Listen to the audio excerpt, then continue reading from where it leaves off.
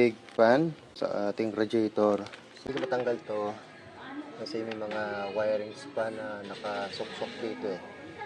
So ito lang yung natanggal ko muna. Ito, tanggalan natin. Ito na. Ito yung bago.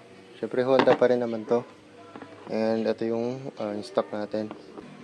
Hindi pa natin nakikitan pero ikita pa natin yan siyempre. Subukan natin.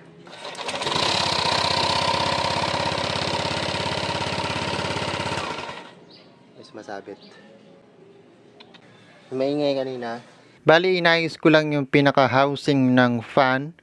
So, medyo tagilid din siguro kanina.